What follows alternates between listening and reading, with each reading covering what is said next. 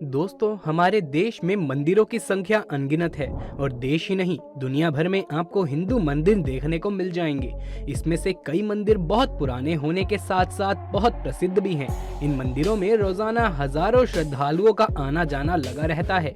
लेकिन आपकी जानकारी के लिए बता दें कि हमारे हिंदू मंदिरों में भी कई ऐसे मंदिर हैं जहां पर गैर हिंदू का आना मना है, जैसे कि ओडिशा का जगन्नाथ मंदिर और काशी का विश्वनाथ मंदिर। अब ये तो हमने हिंदू मंदिरों की बात कर ली, और ये तो आपको पता ही होगा कि मुसलमानों के सबसे बड़े पवित्र तीर्थ स्थल मक्का मदीना पर भी कोई गैर मुसलमान अपने कदम नहीं रख सकता। जी हाँ दोस्तों, अगर आप इस्लाम धर्म से कोई ताल्लुकात नहीं रखते हैं तो आपका यहाँ जाना मना है, क्योंकि ऐसा माना जाता है कि अगर कोई गैर मुसलमान इस पाक जगह पर अपने कदम रखता है तो मक्का मदीना की पवित्रता खंडित हो जाएगी। इसीलिए यहाँ की यात्रा करने वाले रास्ते पर साफ शब्दों में लिखा होता है कि मक्का ओनली फॉर मुस्लिम्स। लेकिन आज हम आपको एक ऐसे व्यक्ति के बारे में बताने वाले हैं जो कि हिंदू होकर भी मक्का मदीना के दर्शन कर चुका है।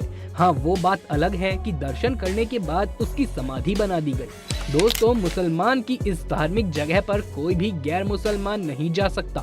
लेकिन शायद ये बात तो आपको पता ही होगी कि अगर आप देश या दुनिया की किसी भी मस्जिद में जाना चाहते हैं तो उसके लिए किसी भी धर्म के लोगों के लिए कोई मनाही नहीं है। यानी कि किसी भी धर्म का व्यक्ति बेफिक्र होकर मस्जिद में प्रवेश कर सकता है।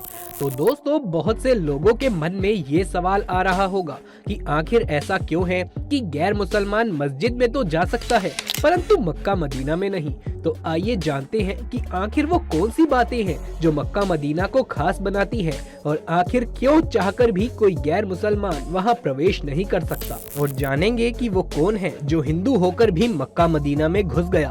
दोस्तों, मक्का मदीना जाने का ख्वाब हर मुसलमान का होता है।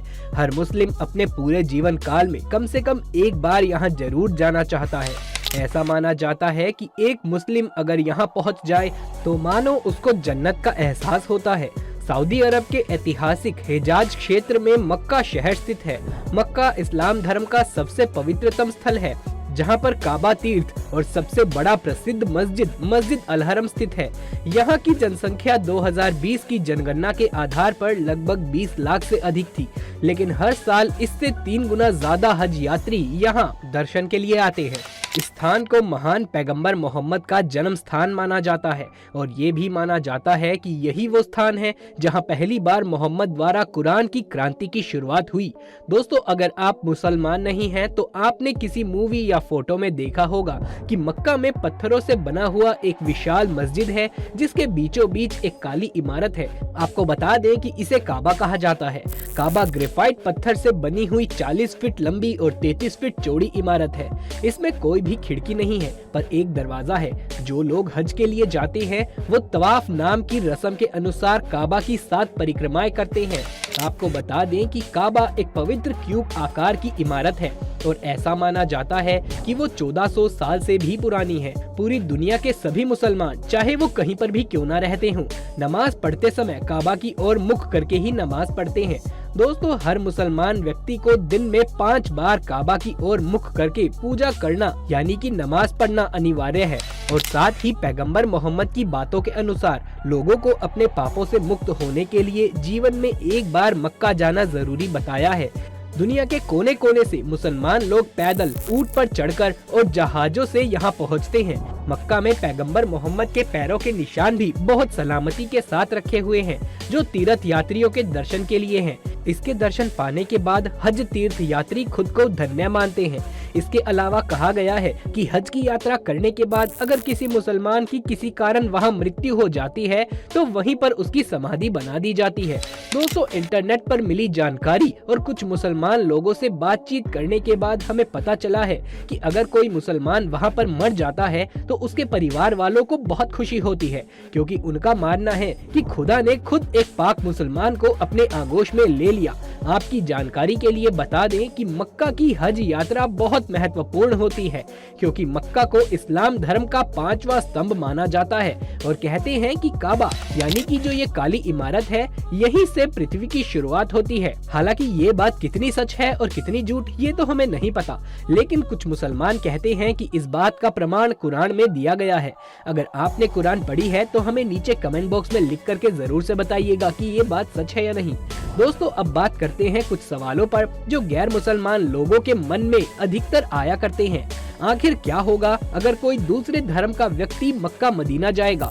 दोस्तों, हम बता दें कि वहां पहुंचने के बाद आपके साथ क्या होगा वो तो हम नहीं जानते, और जानकारी के अनुसार दूसरे धर्म के व्यक्ति के दर्शन करने से पहले ही उसे पकड़ लिया जाएगा।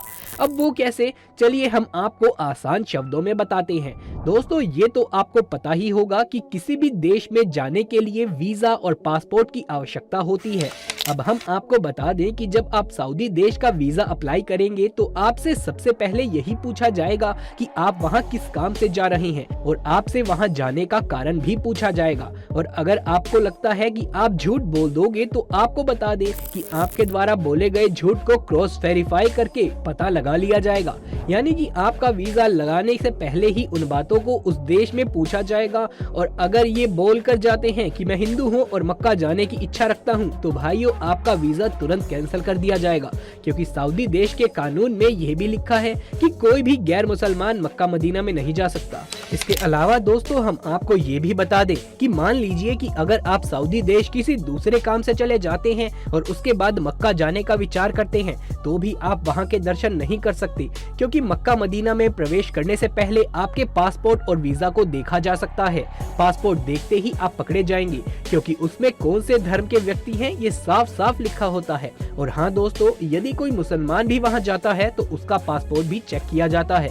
आपकी जानकारी के लिए ये भी बता दें कि कई लोग नकली पासपोर्ट लेकर भी वहां जाने का प्रयास कर चुके हैं, लेकिन उनकी ये कोशिश नाकामयाब साबित हुई, क्योंकि दर्शन करने से पहले भी आपको वहां के अथॉरिटी द्वारा परमिट दिया जाता है।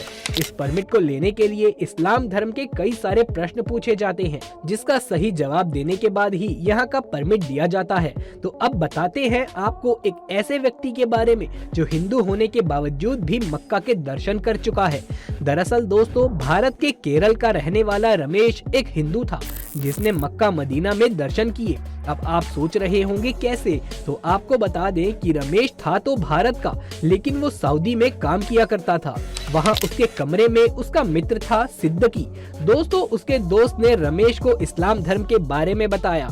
अपने दोस्त की बातों को सुनकर रमेश भी उसकी बातों को पसंद करने लगा। रमेश ने इस्लाम धर्म के ऊपर लिखी गई किताबों को पढ़ना शुरू कर दिया और उनको समझा, और फिर कुछ दिनों के बाद उसने नमाज पढ़नी शुरू कर दी। आपको बता दें कि कुछ मुसलमान ऐसे भी होते हैं जो दिन की एक नमाज भी नहीं पढ़ते, लेकिन रमेश दिन की 5 नमाज पढ़ने लगा। दोस्तों, जब रमेश भारत लौटा तो उसने अपने परिवार वालों से बोल दिया कि मैं इस्लाम धर्म को अपनाना चाहता हूँ। उसके इस फैसले से उसके परिवार वाले काफी नाराज थे, लेकिन दोस्तों, कहा जाता है ना कि यदि आप कुछ करने की ठान ले तो आपको फिर कोई भी नहीं रोक सकता। ठीक ऐसे ही रमेश ने अपने परिवार के लोगों के सामने ही इस्लाम धर्म को अपना लिया, और उसने सबके सामने कबूल किया कि इस्लाम धर्म दुनिया का सबसे अच्छा धर्म है।